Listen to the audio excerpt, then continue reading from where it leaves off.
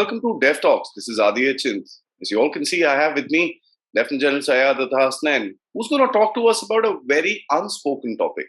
Mercenaries that are entering the battle of Ukraine from both the sides, might I add. It's going to make the situation a little more murky than we all can actually realize today. Most of the media focuses on the bombings and the missile attacks and the propaganda warfare that is actually happening. People are not talking about the long-term effects of this Ukraine war. Sir, thank you so much. This is an odd topic. Not much is being spoken about in India. And I think it needs to be, because it's going to create, as I said, a more murkier mess for the future in Europe. Thank you very much for inviting me for this very interesting discussion, and Jai Hind to all our viewers. I look forward to this discussion. Thank you, sir. Sir, now, this war is coming to about a month. And to all the people that have actually analyzed this, nobody thought this will last that long. Everybody thought a short spurt action and stuff like that. An opening comment just to lay the groundwork of what's happening right now. There are a lot of rumors, but what's your, reading of the situation, sir? See, Aadi, 25th day, and there's a slugging match going on for some of the major cities, particularly in the south. And the Russians are hoping to be able to enter into those cities. Now, Russia did not expect this at all. They perhaps expected a 3 to 5 day war under which the Ukrainians would capitulate. Perhaps a failure of intelligence on the part of the Russians themselves, a failure on the part of much of the Western world. The very fact that the Russians decided to go to war, no one had really anticipated this. But now when it comes down to brass tacks and the aspect of war fighting, well, the Russians seem to be a little unclear. They're not certain whether they would like to commit their troops to battle, because remember, Russia has a major demographic problem. It's not easy for Russia to see body bags going back home. The moment the Iron Curtain is penetrated by bits and pieces of social media entering there and people talking, networking on this whole issue of body bags, you're going to find a relative implosion within Russia too. Therefore, the Russians are actually caught between the devil and the deep sea. They want to get into the cities, they want to capture the cities, but they don't want to commit infantry and they don't want to commit their armor. What is the only other way that they've got? That is to pound the cities. They're pounding them with missiles, they're pounding them with rockets, with artillery, everything that they have.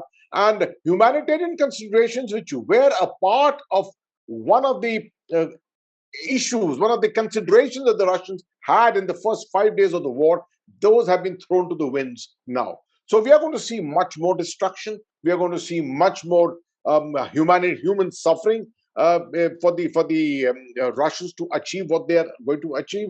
But at the same time, the last issue on this, I must say that there could be a possibility that this war could end suddenly. We do not know what is exactly the stamina with Ukraine at the moment. It's artificial. High commitment, high motivation, good, strong leadership, a lot of external support, etc. But can this actually last? This is the million-dollar question, and not easy to answer at the moment.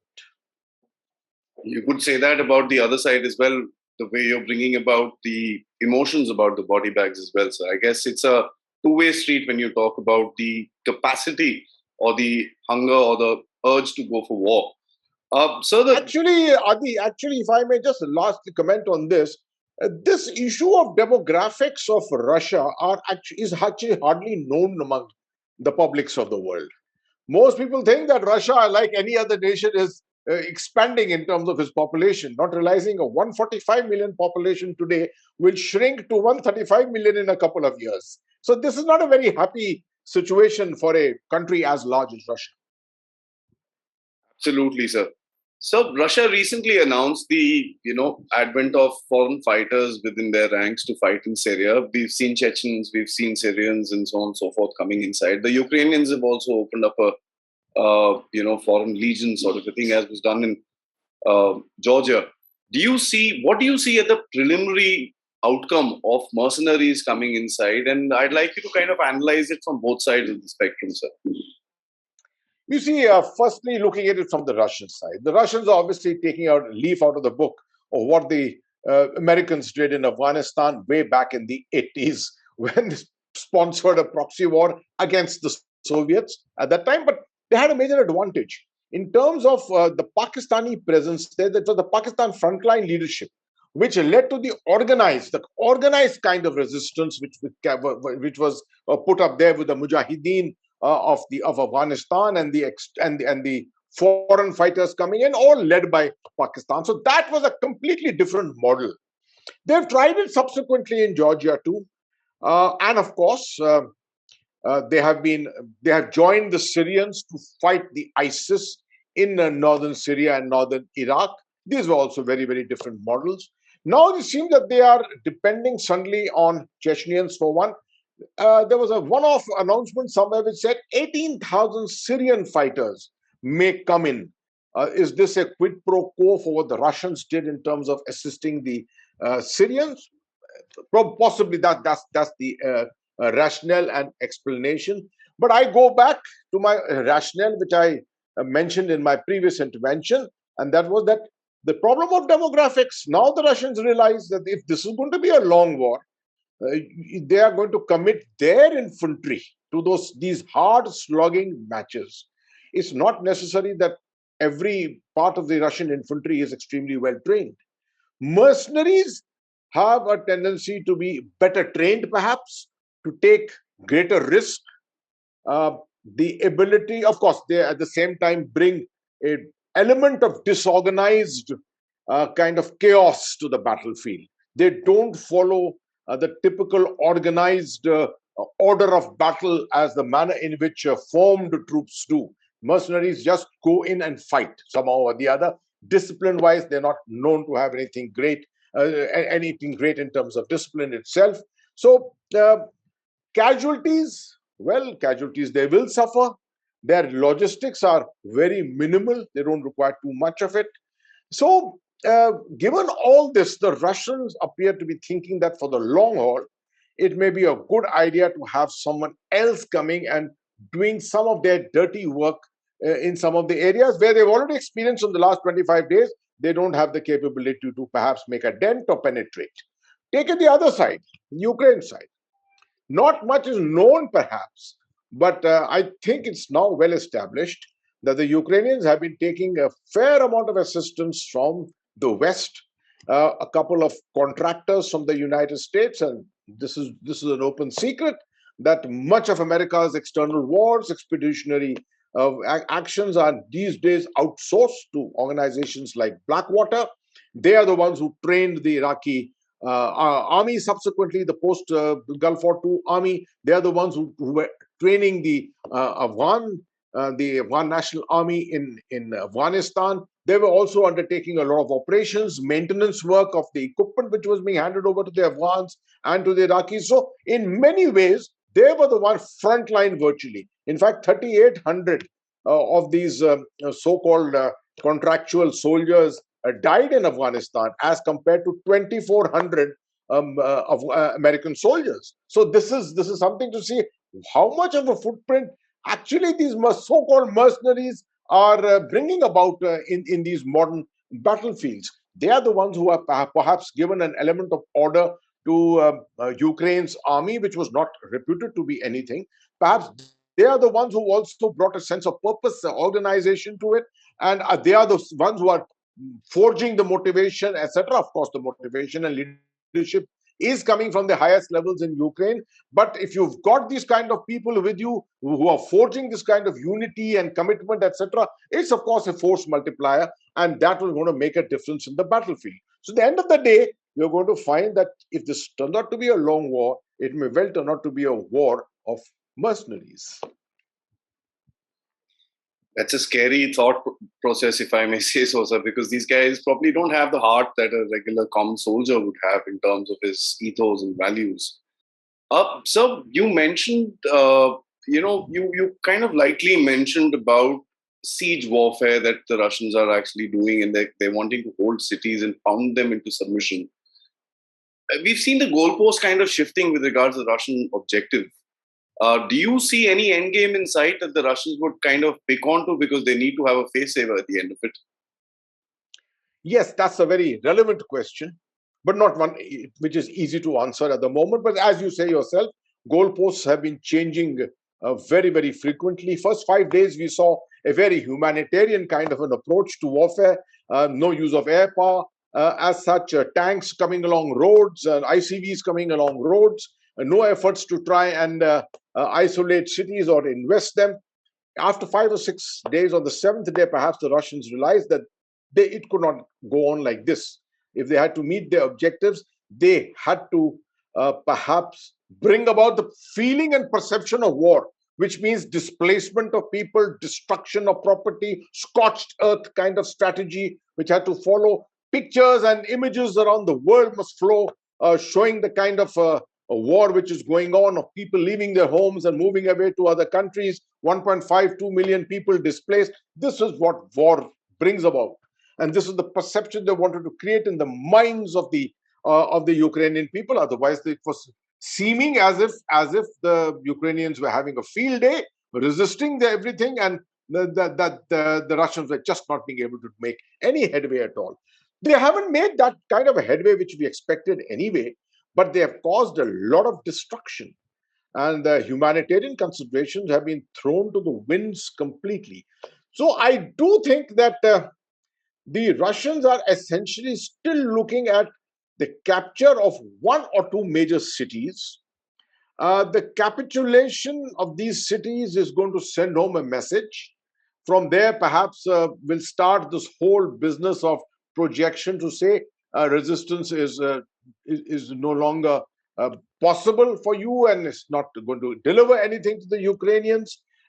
I don't think the Russians are looking to capture the entire Ukrainian territory. No, they don't have the means to do it. They don't have the troops or the wherewithal to do it. So it's essentially the cities, ensure the blockade of the Black Sea, the Sea of Azov, prevent any access to those ports so that the economy also suffers tremendously. So it's a combination of all this, a blockade, capture of a few cities, destruction of a fair amount of infrastructure, and telling images of this kind of a thing happening and projecting to the rest of the world.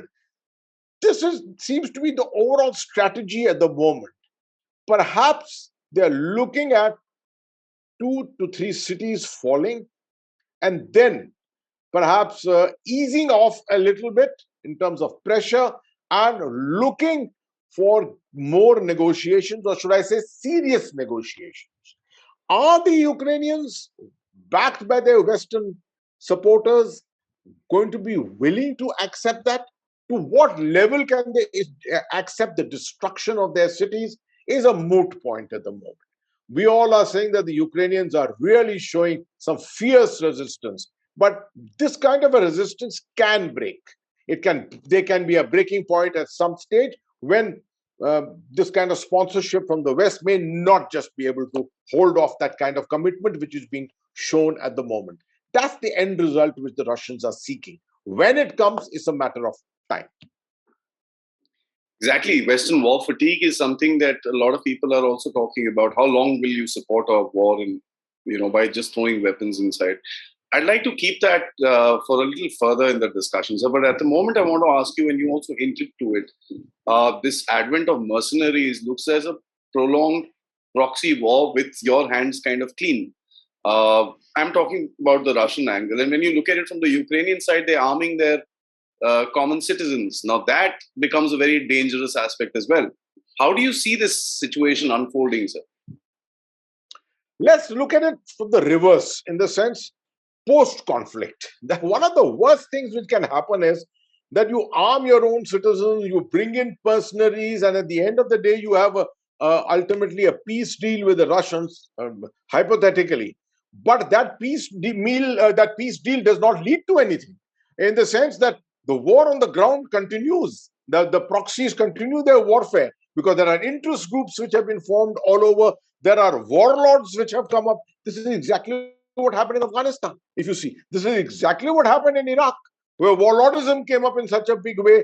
Everyone took their eyes off from their main mainframe, so to say, and under the frame, you found all kinds of developments taking place. The development of the ISIS over a couple of years was completely lost sight of. What was the ISIS? The ISIS was nothing but the Republican Guard, the elements of the Republican Guard of the Iraqi army, and their leadership. Right? They were supposed to be the most elite soldiers of Saddam Hussein at that time. So there are too many imponderables which take place. It's not a clean thing, as if mercenaries from this side and mercenaries from that side now both engage in conflict and everyone sits back in their drawing rooms and watches on television. It is not that at all. And we've seen how this has happened in Afghanistan. We are seeing exactly how this has happened in Jammu and Kashmir. What a dirty game has been played by Pakistan against us with the use of mercenaries, with the use of proxies out here. So every place where proxies and mercenaries of this kind go in, different models play out. So I don't know what kind of a model will perhaps play out here, but the potential is that if the Russians cannot achieve an all-out victory, and victory and defeat here are very very awkward terms which cannot be defined. But if they cannot achieve a perception of victory, the Russians, you will find that they will continue this kind of activity with the help of mercenaries. Simultaneously, the other side also, from the Ukrainian side too, from the Western powers also, they will continue to play the proxy war here. And you will find a long, festering kind of a situation which may prevent Ukraine from returning back to peace or being able to restore its infrastructure. All the money which is being promised by the Western world today cannot be put to use to restore all this, reconstruct Ukraine to what it was of the earlier times. So it's a very awkward future that we are looking at the moment. Everything depends on where the conflict termination, the conventional conflict termination, when and how does it occur. That will ultimately dictate how the future progress of proxy war is going to emanate in Ukraine. That is, I think, the bottom line for this entire conflict, and how it will be resolved literally revolves around what you've just said. And I don't know how far this actually will be able to be, taken forward by the people who are looking at the negotiations. So having said that, you mentioned earlier that Western companies, Western security companies have been involved in Western war fighting efforts. Now, one thing that we know about the history of mercenaries and the war is that their rules are different. They don't fight by a humanitarian soldierly sort of a rule. They go in, hit hard, and probably escape. What kind of a different angle that does this particular aspect bring into this whole mercenary conflict that is going to emerge, if I may say so? I can recall what happened in Bosnia in the early 90s, and that is Europe too. If you remember, there were massacres of all kinds which were taking place there. And after the breakup of the Soviet Union, the mercenaries from Afghanistan of that time, the foreign fighters from Afghanistan of that time, went to three areas primarily to fight. One was Kashmir, the second was Chechnya, and the third was Bosnia. So in Bosnia, we witnessed all kinds of humanitarian violations, violation of human rights of all kinds, because they don't play by the rules at all. And even if they are captured, no one expects, they don't expect, and the armies to the conflict there do not expect to also apply the Geneva Convention to taking prisoners of war and things like that. So there is an element of chaos here. It's a classic conventional war with which we sort of relate all this. Those rules are not prevalent. This war, much like Bosnia, is a combination of conventional that had more gray zone. This has got a lesser gray zone, but it's got conventional plus gray zone. It's not purely in either domain. And that makes it even more difficult to discern as to what are the kind of strategies which are going to be followed, with what aims are you going to continue to do this. One of the things is that the Russian aim of finding the Soviet past, returning to Soviet eminence, the kind of thing of having all the Baltic states returning to a kind of a union of states with Russia, Ukraine, Belarus, all these other countries coming back. The fondness of the former Soviet empire, to say, is that the kind of thing that the Russians are dreaming of or looking at? Now that's the $1 million question. Because if that is what is discerned by the West, then obviously the pushback from the West is also going to be very hard. And Ukraine is going to be the unfortunate the sandwich filling, which is going to get sort of, in the middle is going to be ground by the two sides of the sandwich itself all the time. And this inevitably happens when two sides are fighting a proxy war in a different territory. So it is the Ukrainian territory over which all this is going to happen, right? So I can foresee a lot of misery for the people. The reconstruction efforts, which should happen as soon as the war ends, I don't think we can look at that for some time unless we find some kind of a solution to this difference of perceptions from the two sides. Can this result uh, in a third world war like situation, which is what a lot of people are talking about today? Can it? The danger of this is that a festering proxy conflict of this type also can lead to such frustrations. And what I am particularly afraid of is frustration in the Russian leadership. The noises which are being made, the references which are being made to the N word, the nuclear, so-called the nuclear aspects of it, it is unimaginable. Some years ago, or even a few months ago, no one ever spoke of the nuclear word or the aspect of nuclear becoming an element of war fighting. Everyone knew that nuclear is all about deterrence, but suddenly you find this emerging here, and that's a very dangerous trend. As a matter of fact, it brought back a lot of memories to those who lived during the Cuban Missile Crisis. So a lot of people are comparing these two incidents. So, my last question to you, and this is a complicated and a frustrating scenario, as you yourself mentioned. We've got a Western power which is forcing Ukraine to fight a battle that they want to fight with the weapons that they are giving them and the mercenaries that they're giving them. The culture, the infrastructure, and everything that is getting destroyed of Ukraine and West is pretty much sitting there at the back in a defensive position. Keeping that aside, the N word, the B word, the biological weapons, the false flag operations that are being talked about by both America and Russia, that just tells you that the situation is not in a place where things could calm down. When the Americans and Russians fought proxy wars earlier as well, these things were kept out of the picture. This, to me, is a bit of a dangerous situation. And you also kind of mentioned World War III. How do you see this entire confusing, frustrating environment that is being created in that region of the world, sir? See, one of the things, or rather a series of things which are innovative here. We haven't seen wars very often between nations with the kind of information which is flowing at the moment. The Russians have felt that their public has been sort of stonewalled from this entire thing by behind the iron curtain, but nothing of that kind has really happened. Today's technologies can penetrate. So efforts are going on the information front in a big way.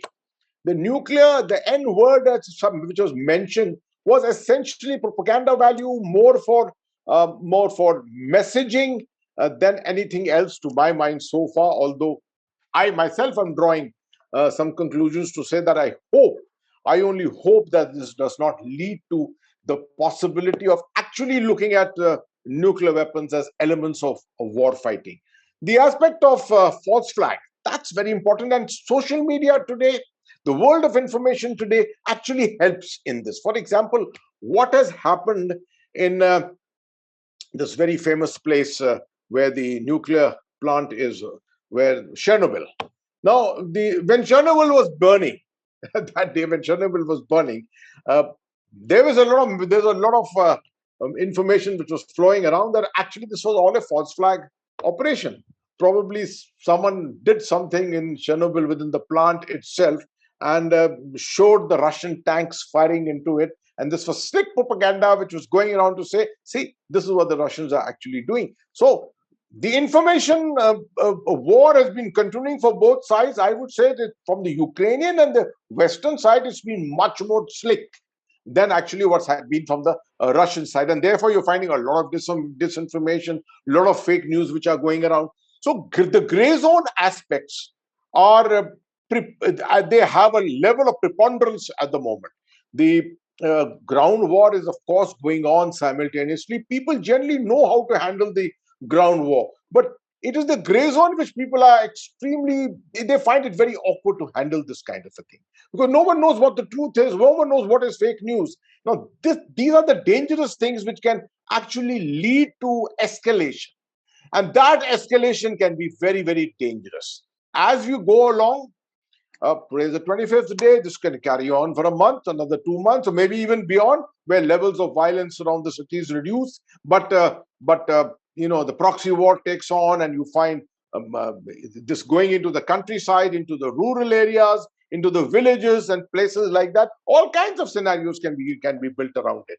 So all this is extremely dangerous in terms of the escalation, the escalatory aspects, because no one is really making an effort to bring about a de-escalation. If you notice, just making offers of having a few talks here and there, with the ridiculous proposals being put by the Russians, which equally ridiculously being countered by the Ukrainians, and coming back to fight against each other.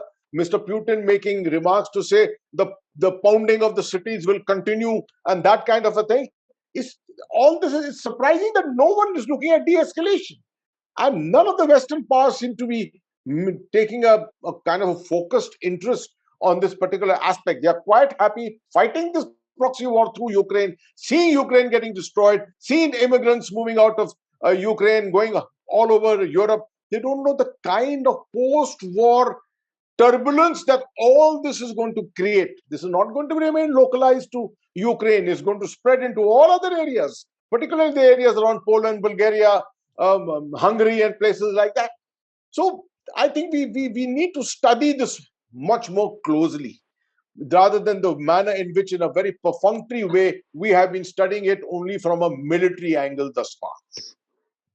I think this is something that a lot of people have failed to mention. So everybody is analyzing the military aspect of this war. They bombed this city, they used that missile and this and that. Great, fantastic. But I don't think people are looking at the larger picture of what kind of issues this will create for stability of the world, and just a general peaceful environment, as per se.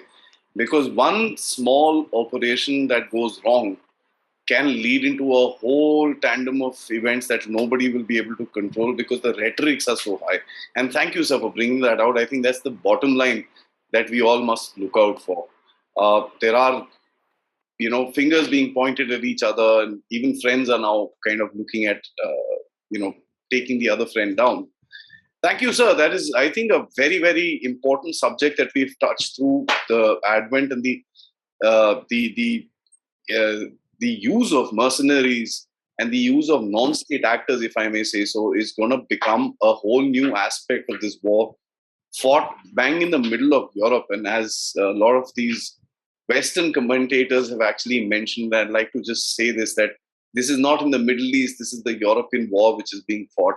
Well, the Middle East now, to my mind, is going to get transferred into Europe, because if this continues, that's the only future one actually sees for that entire region, Syria, or in Iraq for that matter. Thank you so much for joining me, sir. It's great insights as always, and it's always a pleasure to talk to you and read your articles. Till next time, sir. Jai Hind. Thank you. Thank you very much, and Jai Hind. Jai Hind, sir.